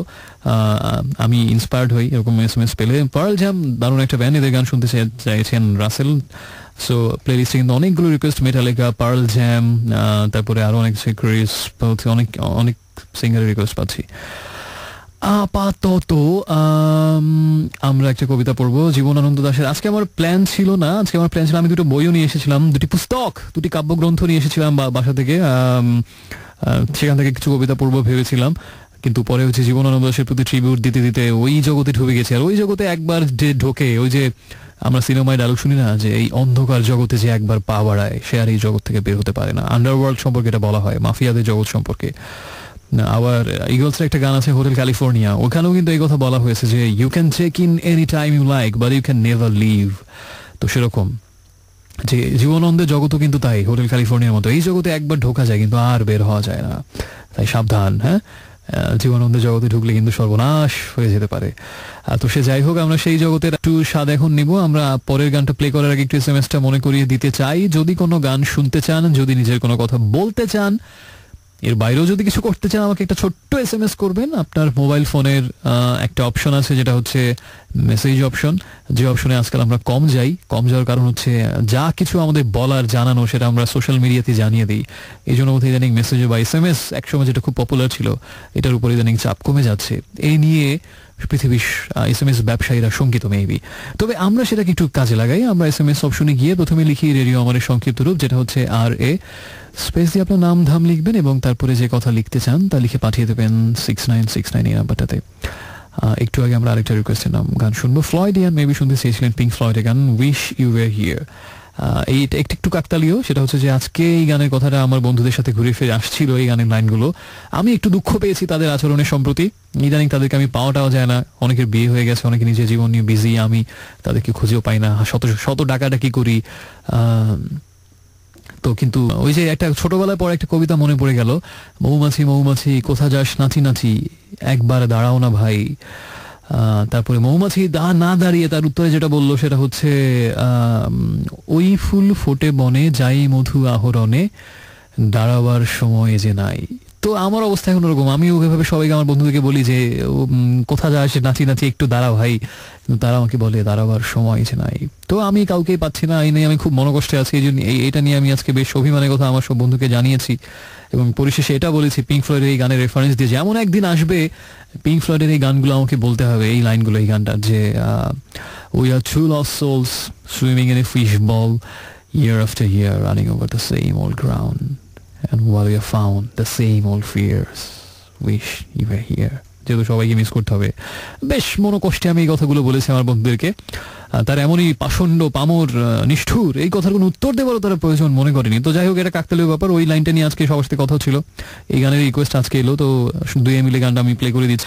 তার আগে একটা কবিতা জীবনানন্দের, সেটা হচ্ছে স্থবির যৌবন, এই কবিতাটার নাম। তবে স্থবির যৌবন আপনার যেন না হয়, আপনার চলমান গতিশীল জীবন হোক, যৌবন হোক এবং জীবন হোক, এটা আমি শুভকামনা করছি। আচ্ছা, কবিতাটা আমরা একটু পড়ি। হ্যাঁ, তারপর একদিন উজ্জ্বল মৃত্যুর দূত এসে কহিবে, তোমারে চাই, তোমারেই নারী।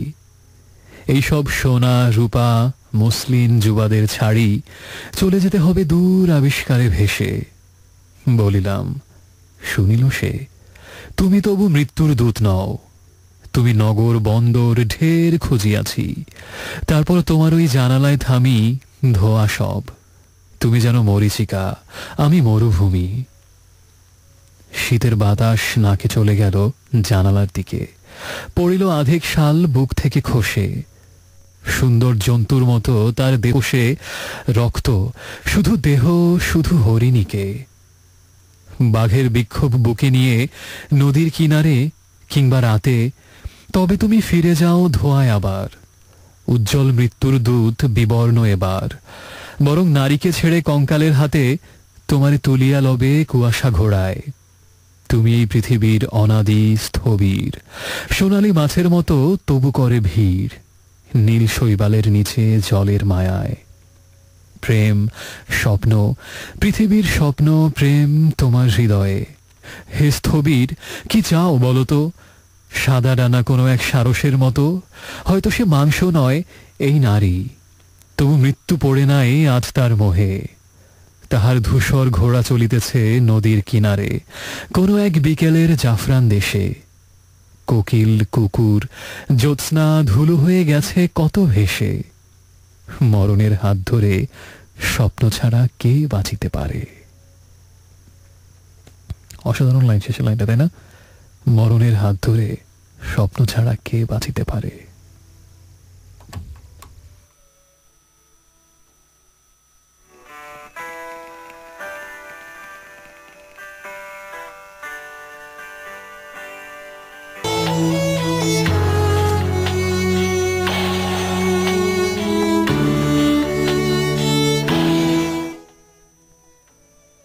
Hey friends, welcome back once again. শুনছেন রেডিও আমার 88.4 FM। নিশ্চয়ই বুঝতে পারছেন এই মুহূর্তে শুনছেন আপনার নির্ঘুম বন্ধু ইরাজকে।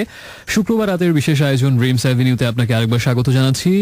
We don't talk anymore. যারা বলতে চান যে আমার সাথে কোনোদিন কথা বলবেন না, যদি ফোন অপশন নেইও কখনো, আবার কোনো সমস্যা নেই, you don't need to talk to me anymore, just আমাকে SMS করলেই হবে, ওকে? তো শুনছিলাম এই গানটা একটু আগে, উই ডোন্ট টক এনিমোর। এটা হচ্ছে চার্লি পুথ এবং সেলেনা গোমেজের গান, এবং তার আগে ছিল যে গানটা সেটা হচ্ছে পিঙ্ক ফ্লয়েডের উইশ ইউ ওয়্যার হিয়ার। আর এই মুহূর্তে কি হতে যাচ্ছে, এই মুহূর্তে আমরা একটা SMS পড়ি, আমাকে একা জানিয়েছে ক্যান্টনমেন্ট থেকে, তুমি একদিন এমন একটা এপিসোড করো যেখানে মানে তুমি তোমাকে লেখা লিসনারদের চিঠি পড়বে, ওই এপিসোডে কোনো SMS পড়বো না, শুধু চিঠি পড়বে। প্রথমত SMS করতে পারবে না এমন কোনো অপশন আমি কিভাবে দেই, আমি কিভাবে যোগাযোগের পথ বন্ধ করি বলুন? এটা ধৃষ্টতা হবে।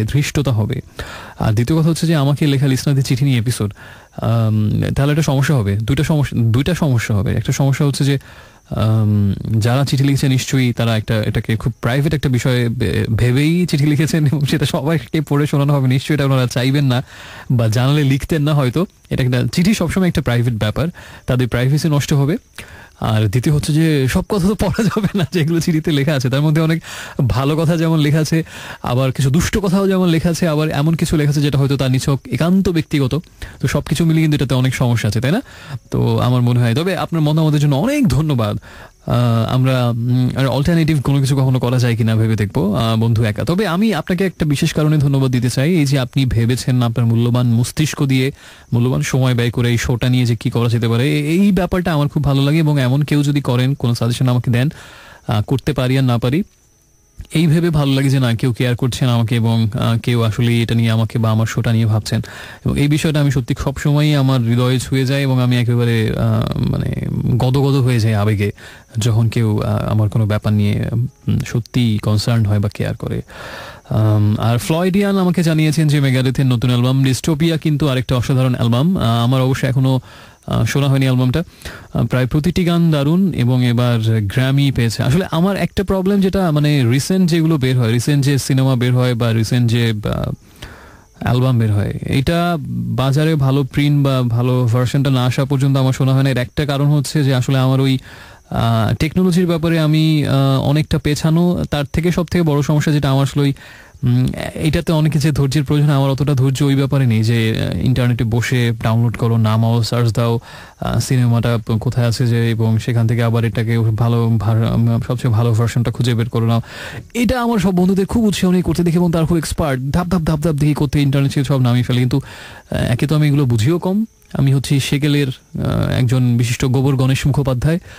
আর আরেকটা কারণ হচ্ছে যে আমার ওই ধৈর্যটাই আমি কখনো পাই না, হয়তো চেষ্টা করলে শিখে যেতাম, কিন্তু কেন যেন নেট থেকে ঘাটাঘাটি করে কিন্তু নামানো, এই ডাউনলোড জিনিসটাই আমার এই জীবনে কেন যেন আমার ভালো লাগিয়ে উঠতে পারিনি আমি।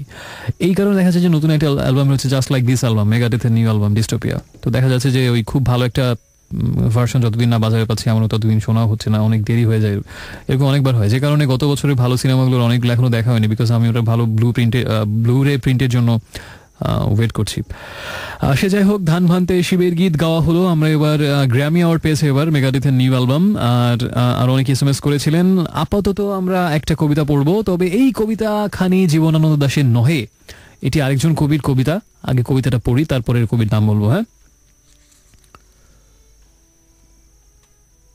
দরজায় দাঁড়িয়ে থাকো, চতুষ্কোণের নিচে নিভু আলোয়, মাংস মাংস মাংস, অপরূপ ভালোবাসায় ভরে যাচ্ছে শরীরের প্রতিটি কোটর, নারী ও পুরুষেরা। জানো তো তোমার ছায়ায় কিংবা এখানে মিনারের নিচে কৌতুক জমে আছে গিমিক। ভোর হয়ে আসে, অরোরার মতো আলো ঘরের মাঝে বিনা প্ররোচনায় নাচে গায় উল্লাস করে, অথচ এমন লাউড, এমন লিউড সাইলেন্স যেন একটা গাড়ি হর্ন বাজাতে বাজাতে আমাকে পিষে চলে গেছে। তবু এই শব্দহীন মৃত জগতে আমি গাড়ির হর্ন শুনছি। ওই মৃত্যু খুব গান শোনা আওয়াজ, যেহেতু ভাড়ার খুলেছে তোমার, আর ভেতরে অসংখ্য হাড়ের সমুদ্র, খুব গান শোনা আওয়াজ। এই কবিতাখানি লিখেছেন ফয়সাল আদনান সাহেব। উনি আর কেউ নন, আমার বিশিষ্ট বন্ধু রাব্বি, যিনি এই ড্রিমস এভিনিউতে বেশ কয়েকবার এসেছেন কবিতা পাঠের আসরে। আসাদ ভাই রাব্বি, সেই রাব্বি কবি হিসেবে তার পুরো নাম হচ্ছে ফয়সাল আদনান, এবং তার একটা বই চতুর্থ সেলাইয়ের নিচে, ওই কবিতা থেকে, কাব্যগ্রন্থ থেকে কবিতাটা আবৃত্তি করলাম। যদিও আমি জানি ওই পাপিষ্ঠ নরধম এই মুহূর্তে আমাকে শুনছে না, সে এখন সিলেটে। এই সুযোগে পড়ে নিলাম, ভালো যদি এখন শুনে জানে যে আমি তার কবিতা অনেয়ারে পড়ছি, সে তো মানে ফুলে ফেপে আসমানে উঠে যাবে, তাকে আর পৃথিবীতে নামানো যাবে না ভাবের ঠেলায়। এই জন্য আমি সিলেট গেছি, এই সুযোগে পড়ে ফেলি কয়েকটা কবিতা। আপনারা কেউ কিন্তু যদি কোনোদিন তার সাথে কথা এটা বলবেন না, হ্যাঁ, কারণ আমিও তাকে এটা কোনোদিন বলবো না, তাকে ভাব নিতে দেওয়া যাবে না। তো এই সুযোগ, আজকের তার বেশ কিছু কবিতা পড়ার একটা প্ল্যান ছিল, সময় এখন খুব বেশি যতটুকু আছে, রাব্বির আরো কিছু কবিতা পড়বো। তো এবার একটা জীবনানন্দ হয়ে যাবে নাকি? হ্যাঁ, কি আছে জীবনে, হয়ে যাক তার একটা ছোট কবিতা, 4-5 লাইনের, কিন্তু ছোট 4-5 লাইনের কবিতার মধ্যে কি অদ্ভুত একটা কষ্ট, হাহাকার, সংশয়, দুঃখ, নীল দুঃখ। আচ্ছা, এই কবিতার একটু পড়ে, এটার নাম হচ্ছে সেই দিন এই মাঠ। এটা পরে আমরা গানে চলে যাচ্ছি। তো SMS করো, নিয়মটা একটু মনে করিয়ে দিই। প্রথমে লিখবেন রেডিও আমার সংক্ষিপ্ত রূপ RA, স্পেস দিয়ে নাম ঠিকানা এবং তারপরে কথাগুলো, আর লিখে পাঠাবেন যে নম্বরে, সেটা হচ্ছে 6969। আচ্ছা, তার আগে আমরা আরেকটা কাজ করি। আমরা এখন কি গান শুনতে পারি? হ্যাঁ, যে গান দিয়েছিলাম একটু, ওই গান যে কোথায় হারিয়ে গেল এখন তো খুঁজে পাচ্ছি না।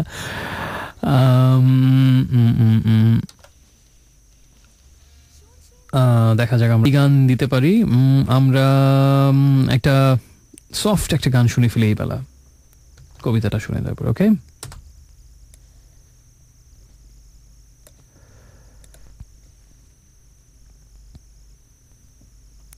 সেই দিন এই মাঠ স্তব্ধ হবে না কো জানি, এই নদী নক্ষত্রের তলে সেদিনও দেখিব স্বপ্ন, সোনার স্বপ্নের স্বাদ পৃথিবীতে কবে আর ঝরে।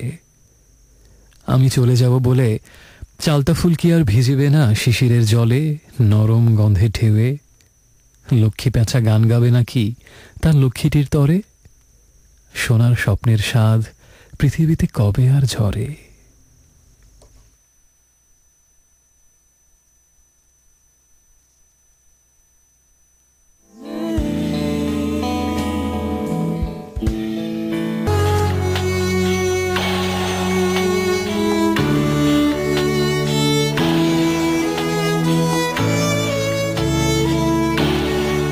Hey friends, what's up? নিশ্চয়ই ঘুমিয়ে পড়েননি, আশা করছি ঘুমিয়ে পড়েননি।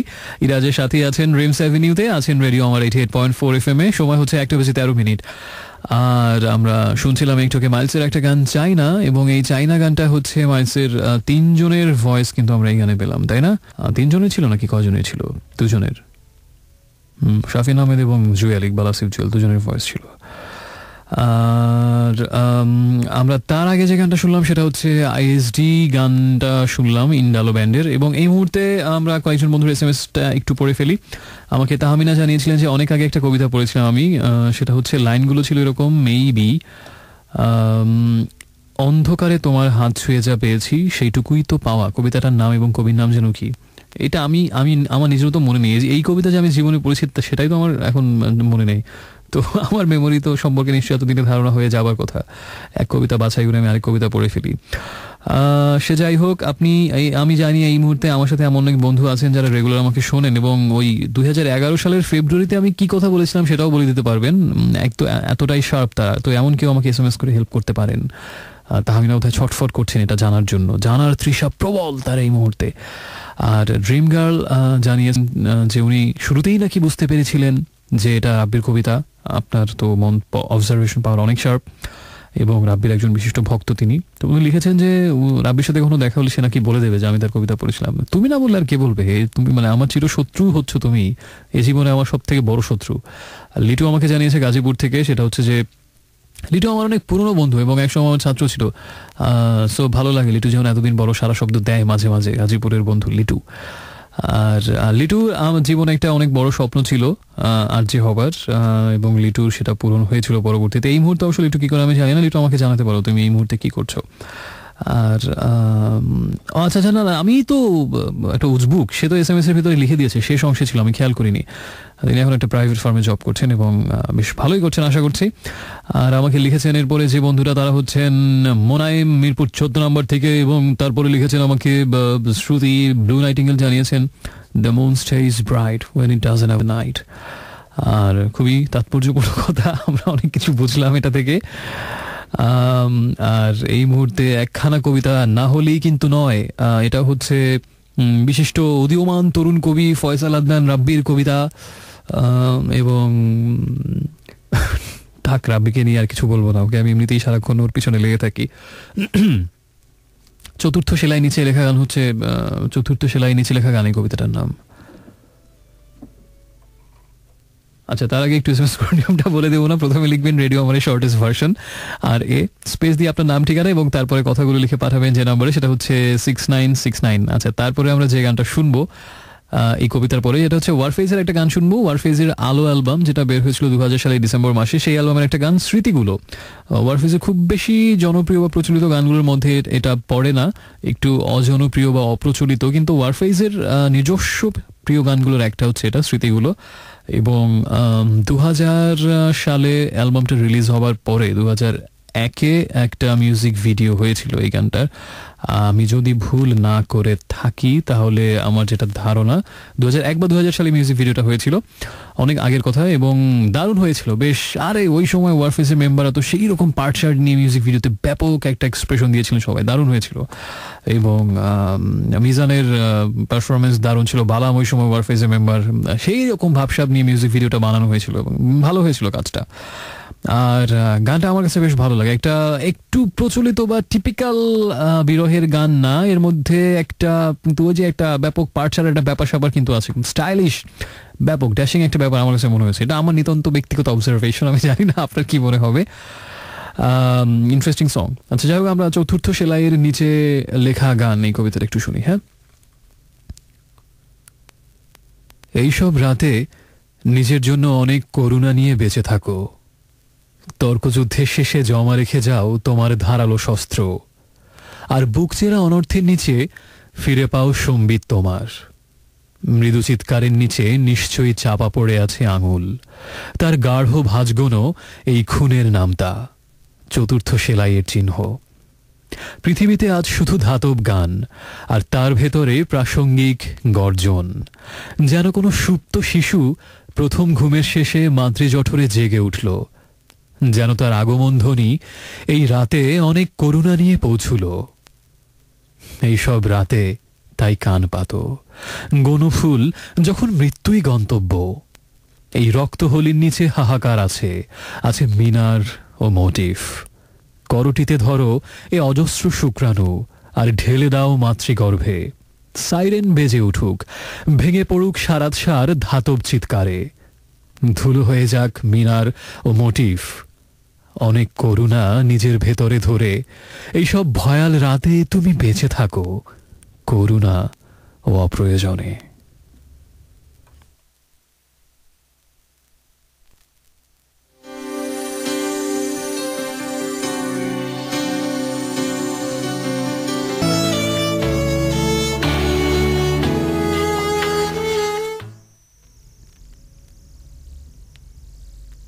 আমাকে সে নিয়েছিল ডেকে, বলেছিল এই নদীর জল তোমার চোখের মতো ম্লান বেদফল, সব ক্লান্তি রক্তের থেকে স্নিগ্ধ রাখছে পটভূমি, এই নদী তুমি। এর নাম ধানসিঁড়ি বুঝি? মাছরাঙাদের বললাম। গভীর মেয়েটি এসে দিয়েছিল নাম। আজও আমি মেয়েটিকে খুঁজি, জলের অপার সিঁড়ি বেয়ে কোথায় যে চলে গেছে মেয়ে। সময়ের অবিরল সাদা আর কালো বনানীর বুক থেকে এসে মাছ আর মন আর মাছরাঙাদের ভালোবেসে ঢের আগে নারী এক, তবু চোখ ঝলসানো আলো ভালোবেসে 16 আনা নাগরিক যদি না হয়ে বরং হতো ধানসিঁড়ি নদী। So friends, welcome back once again. শুনছেন এই মুহূর্তে আজকে আরেকবার, শুনছেন রেমস অ্যাভিনিউ, আর আপনি আছেন রেডিও আমার 88.4 FM এর সাথে। এটা ছিল জীবনানন্দের আরেকটা কবিতা, সে, এই কবিতাটার নাম। আর একটু আগে আমরা শুনছিলাম শিরোনামহীনের গান কিছু কথা, এবং তার আগে ছিল ওয়ারফেজের স্মৃতিগুলো, সেই গানটা। বন্ধুরা আছেন এখন আমার সাথে, তো আমরা আমাদের বিশিষ্ট এই শোতে যিনি এসে মাঝে মাঝে আসন অলঙ্কৃত করেছেন, এই হট সিটকে ধন্য করেছেন, সেই ফয়সাল আদনান রাব্বির কিছু কবিতা আমরা আজকে পড়ছি। বিশিষ্ট উদীয়মান তরুণ কবি শাহিন স্যারের কথা মনে পড়ে গেল। উদীয়মান তরুণ কবি এই শব্দ তিনটা বলে আমি নিশ্চয়ই শাহিন স্যারের কথা অনেকবার বলেছি। যারা অনেক আগে থেকে শোনেন, সেই শুরু থেকে, তারা নিশ্চয়ই জানে না। অবশ্য অনেকদিন ধরে বলা হয় না শাহিন স্যারের কথা। আমার ছাত্র জীবনের অন্যতম একটা উজ্জ্বল অধ্যায় হচ্ছে রেসিডেন্সিয়ালের দিনগুলো, এবং সেখানে আমি অনেক ভাগ্যবান যে অসাধারণ কিছু শিক্ষক পেয়েছিলাম, যারা শুধু অসাধারণ শিক্ষকই ছিলেন না, অসাধারণ মানুষ গড়ার কারিগর ছিলেন। বিশেষত তার মধ্যে শাহিন স্যারের কথা অবশ্যই বলতে হয়। ইংরেজি পড়াতেন আমাদেরকে, ভয়াবহ রকম ইন্টারেস্টিং একজন মানুষ ছিলেন। তাকে দেখে প্রথমত শিক্ষক মনে হবে না। সেই আমলে, এটা আমি যে আমলের কথা বলছি, এটা হচ্ছে 1997, 98, 99, 2000 সাল। ওই সময়ে তিনি সেই ফেইড জিন্স পরতেন এবং ওয়েস্টার্ন কাউবয়দের মতো সেই চেক শার্ট, তার ভেতরে খুব ব্যাপক ডিজাইন করা বেল্ট দিয়ে ইনটিন করে পড়তেন। অনেক দীর্ঘ বাবরি টাইপের কোকড়ানো চুল ছিল তার, এবং মাথায় আবার ক্যাপ মাঝে মাঝে উল্টো করে পড়তেন। নিজে বাইক চালিয়ে মাঝে মাঝে গাড়ি চালিয়ে বাসা থেকে ক্লাসে আসতেন, এবং তাকে দেখে কেউ বলবে না এক জায়গায় কলেজে বা স্কুলের টিচার, তিনি মনে হবে যে রকস্টার, বোধহয় ব্যান্ডের গান এরকম। এবং শাহিন স্যার ছিলেন ইংরেজি শিক্ষক, কিন্তু বাংলা সাহিত্যে তার অগাধ পাণ্ডিত্য ছিল। সাহিত্যসেবী ছিলেন, প্রচুর বই পড়তেন। বিশেষ করে নজরুলের একজন অসামান্য রকমের ভক্ত এবং গবেষক তিনি ছিলেন। নজরুলকে নিয়ে তিনি অনেক রিসার্চ করেছেন, এবং তার নজরুলকে নিয়ে যদি কেউ একটা শব্দও নেগেটিভলি উচ্চারণ করে, আমার মনে হয় শাহিন স্যার তার সাথে খুনোখুনি হয়ে যাবে, এরকম একজন নজরুলের ভক্ত ছিলেন তিনি। আর গান সম্পর্কে কি সম্পর্কে তার ধারণা ছিল না, সঙ্গীতের ব্যাপারে একদম অত্যন্ত উঁচু মানের সমঝদার ছিলেন তিনি। এবং আমাদের যখন মিউজিক্যাল প্রোগ্রাম হতো রেসিডেন্সিয়ালে, তখন ওই প্রোগ্রামের পরে যখন ওই সবার গান বা পারফরমেন্স সম্পর্কে ক্রিটিক হিসাবে তিনি অবতীর্ণ হতেন, এবং তিনি মূল্যায়ন করতেন টেকনিক্যাল পয়েন্ট অফ ভিউ থেকে, কার পারফরমেন্স কেমন ছিল। দারুণ একজন মানুষ ছিলেন, শিল্প সাহিত্য সংস্কৃতি বোদ্ধা, এবং বিভিন্ন এছাড়া আরও অনেক বিষয়ে তিনি আমাদেরকে এনলাইটেন করতেন। তবে এইগুলো ছাড়িয়ে শাহিন স্যারের সব থেকে যেটা ইন্টারেস্টিং ছিল, আচ্ছা আরেকটা বিষয়, তিনি আমাদের সাথে মাঝে মাঝে খেলতেন, এসে বাস্কেটবল খেলতেন, ক্রিকেট খেলতেন বিকেলবেলাতে, এবং বেশ ভালো খেলতেন বলতে হবে। আর সব থেকে যেটা ইন্টারেস্টিং ছিল শাহিন স্যারের, সেটা হচ্ছে যে আমরা যখন প্রথম শাহিন স্যারকে দেখি, আমাদের সব থেকে ভয়ঙ্কর মনে হতো ওনাকে, এবং আমরা কেউ তার ক্লাস করতে চাইতাম না, এবং ভয়াবহ রকম বিভীষিকা মনে হতো তার ক্লাস করা। এবং আমরা ভাবতাম যে সব থেকে রাগী হচ্ছেন উনি, সব থেকে কড়া এবং পানিশমেন্ট দেবেন, এটার কারণ হচ্ছে এবং আমরা ওনাকে বাঘের মতো ভয় পেতাম প্রথম দিকে। অথচ তিনি মানুষটা ছিলেন একেবারে শিশুর মতো সরল, জীবনে কোনোদিন কাউকে বকা দেননি, মারেননি। এবং কিন্তু এত ভয় তাহলে কেন পেতাম প্রথম দিকে? কারণ হচ্ছে আমরা তখনও বুঝে উঠতে পারিনি। কারণ ক্লাসে এসে উনি যেভাবে রণহুঙ্কার দিতেন এবং যেসব ভাষা ব্যবহার করে আমাদেরকে বলতেন, আমরা ভাবতাম যে এরকম করা বোধহয় আর কেউ নেই। যেমন ওনার ভাষাগুলো ছিল এরকম, ক্লাসে ঢুকেই যে আজ এই শ্রেণীকক্ষে যে রক্ত গঙ্গা বইবে, সেখানে তোদের রক্তও থাকবে বলে দিলাম। অন্য লেভেলের প্রমিত বাংলা ব্যবহার করে ক্লাসিক্যাল ঝালি দিতেন। এই কথা শুনে আমরা তো থর করে কাঁপতাম ভয়ে শুরুতে। তারপরে বলতো, ওরে উদীয়মান তরুণ গুন্ডা, তোর উদীয়মান গোফের রেখা আজকে ক্ষয় হয়ে যাবে, এরকম ঝাড়ি দিতেন আর কি, অন্য লেভেলের ঝাড়ি। তো আমরা তো থর করে কাঁপতাম। পরে দেখলাম যে আরে কিসের ভয়, শাহিন স্যারের মতো তো মানুষই হয় না। কখনো কাউকে বকা দেননি, কখনো কাউকে মারেননি, গায়ে হাত তোলেননি, এবং কখনো একটা কড়া কথা একজন বলেননি। তার আরেকটা কঠিন একটা ওষুধ ছিল, ওটার নাম ছিল চামডলা। উনি কাছে এসে ঠিক পেটের ওই জায়গাটাতে হাত দিয়ে শক্ত করে চিপে ধরে একটা মোচড়ের মতো দিতেন। ব্যাপক ভয়, ব্যথা লাগতো ওটা। কিন্তু এই ব্যথা আপনি একবার খেলে দ্বিতীয়বার খেতে চাইবেন না। কিন্তু তারপর আমরা সবাই পাগল ছিলাম যে আমাদেরকে কেন এটা দিচ্ছে না, আমরা এতটাই ভক্ত ছিলাম তা যে আমরা সাত করে তার হাতে মার খেতে চাচ্ছি। এবং আমার এই জীবনের অন্যতম বড় অফসোস, শাহিন স্যার আমাকে কোনোদিন সেই চামডলা দেননি। তো যাদেরকে দিতেন আমি ঈর্ষাতুর চোখে তাকিয়ে থাকতাম যে ওরা কত লাকি, শাহিন স্যারের চামডলা খেয়েছে, আমি কখনো খেতে পারলাম না। তো এটা থেকে নিশ্চয়ই বুঝতে পারছেন শাহিন স্যারের পপুলারিটি আমাদের কাছে। আমি জানি না স্যার এখন সম্ভবত এখন আর ওখানে নেই, রিটায়ারমেন্টে চলে গেছেন হয়তো। আমি স্যারের সুস্বাস্থ্য কামনা করছি এবং দূর থেকে অবশ্যই ভালোবাসা জ্ঞাপন করছি। উদীয়মান তরুণ গুন্ডা ছিলাম আমরা সব শাহিন স্যারের ভাষ্য অনুযায়ী। আজ যে রক্ত গঙ্গা প্রবাহিত হবে এই শ্রেণীকক্ষে তাতে তোর রক্ত থাকবে বলে দিচ্ছি, ওরে পাষণ্ড শয়তান। তো সে যাই হোক, আমরা কোন প্রসঙ্গে যেন আমি এই গল্পগুলো যেন কোন প্রসঙ্গে আসলো, এই যে এক প্রসঙ্গে গল্প করতে গিয়ে আমি আরেক প্রসঙ্গ ভুলে যাই। উদীয়মান তরুণ কবি বলতে গিয়ে আমার উদীয়মান তরুণ গুন্ডা, আমাদেরকে ক্লাসে ঢুকেই এই সম্বোধনে ডাকা হতো উদীয়মান তরুণ গুন্ডা। তো আমরা উদীয়মান তরুণ কবি ফয়সাল আদনান রাব্বি সাহেবের আরেকখানা কবিতা পড়ে ফেলি। এটার নাম হচ্ছে অসুখজনিত। কবিতাটা ভালো লেগেছে আমার কাছে বেশ, যদিও আমরা সামনাসামনি তাকে পচাই, কিন্তু আড়ালে বলতে অবশ্যই নেই, ছেলেটা ভালোই লেখে। তো সে যাই হোক, SMS করার নিয়মটা আরেকটু মনে করিয়ে দিই। যদি কোনো কিছু লিখতেন প্রথমে লিখবেন রেডিও আমার শর্টেস্ট ভার্সন আর এ স্পেস দিয়ে নাম ঠিকানা এবং তারপরে কথাগুলো লিখে পাঠাবেন 6969 এই নাম্বারটাতে। রোদ চশমার ফাঁক গলে ঢুকে পড়ি অপর বাস্তবে, কোমরের চন্দ্রহারে খেলা করে বিষাদ সুর, মানুষের কাছে রেখে আসা জলজ নূপুরে আমাদের সহস্র বর্ষার স্মৃতি, তীব্র কামের মতো অসুখের ঘোরে ঘরে ফেরে। এই সকল কামজ রাত্রিজনিত বিষাদের শেষে আমাদের চোখের নিচে জমে ওঠে পাতাবাহার, নির্ঘুমের চিহ্ন। মানুষ আর মানুষের কাছ থেকে চেয়ে নিয়ে অনিন্দ রাত্রি আমরা দেখেছি তার কামিজের ফাঁক গলে মৃদু হাসছে আদিম মানুষই। অসুখে সুই ফুটে থাকে কাঁটার মতো, রক্তে মিশেছে তীব্র জ্বলুনি, ভীষণ পাপ, স্নানঘরে বৃষ্টির মিনিয়েচার সঙ্গমহীন।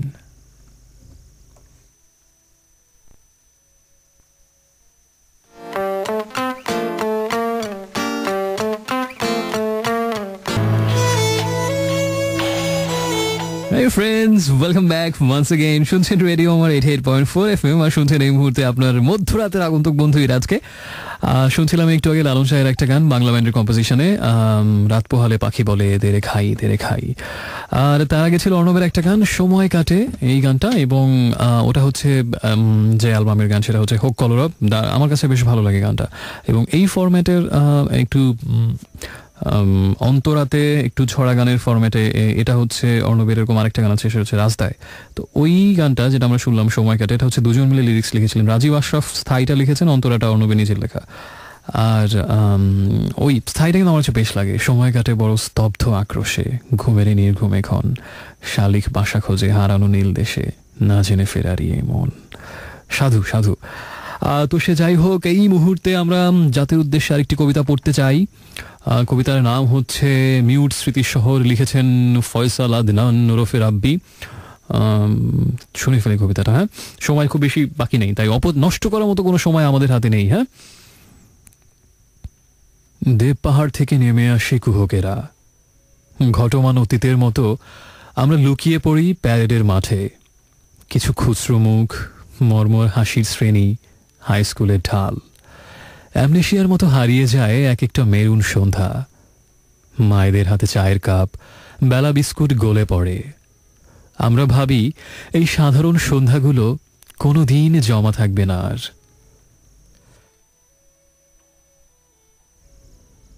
সাধু শান্তির গির্জার পিছে শশব্যস্ত ভূতেরাও তবে আমাদের মনে করে চড়ে বসবে পাহাড়িকা এক্সপ্রেসে। জীবন এখানে এমন, এই কুহকের রাজধানী। অনন্ত ডিপ্রেশনের মাঝে স্মৃতির শূন্য গহ্বরে গম্ভীর mute.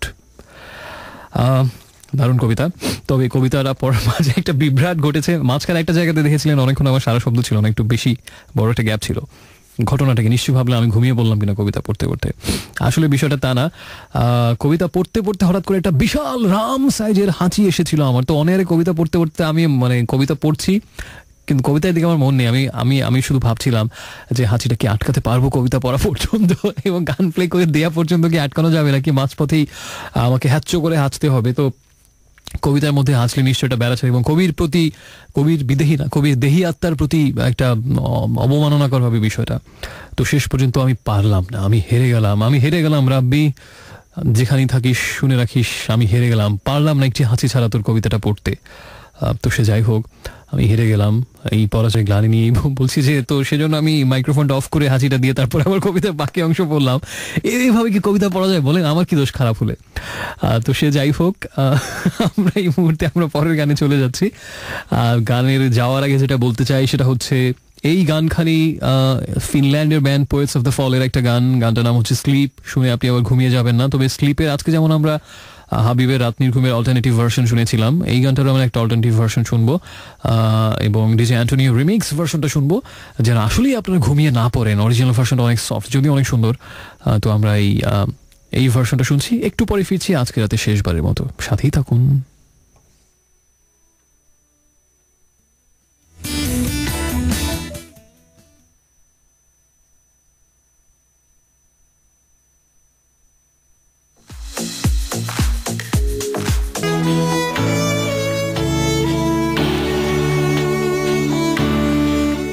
Hey friends, welcome back once again.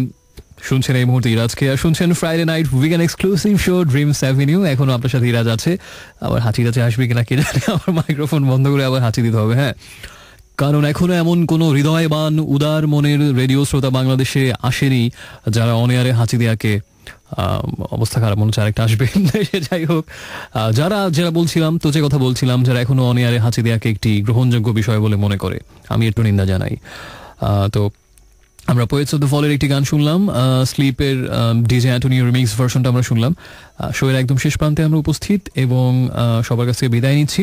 অনেক বেশি দোয়া রাখবেন আমার জন্য, আমিও দোয়া করছি আপনাদের জন্য। নিশ্চয়ই ইনশাল্লাহ আগামী সপ্তাহে কথা হবে।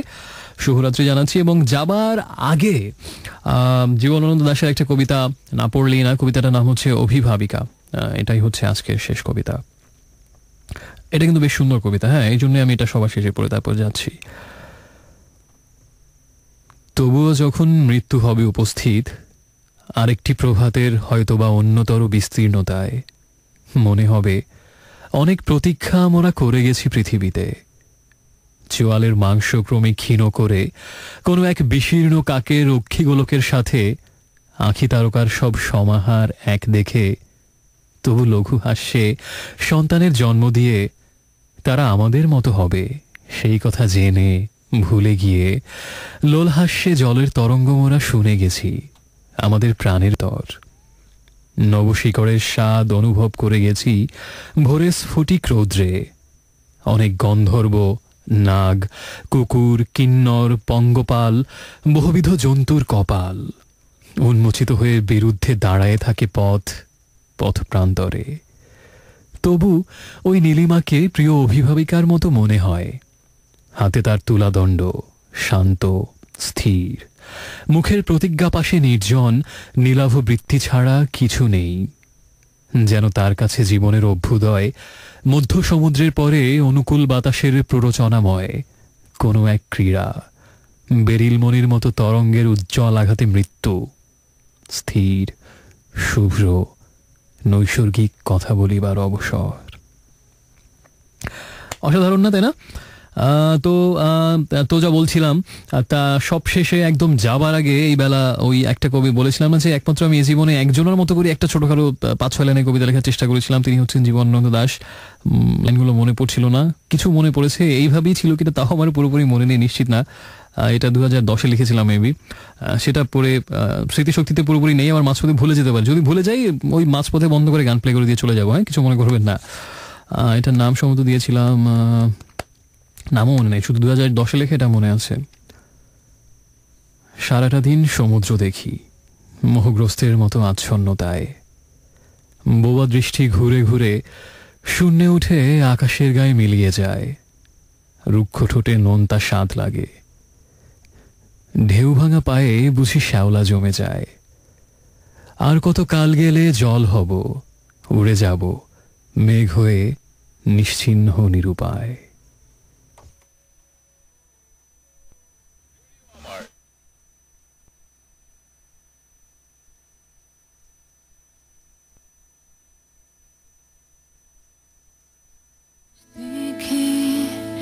দেখে দু চোখ ভেজে যায়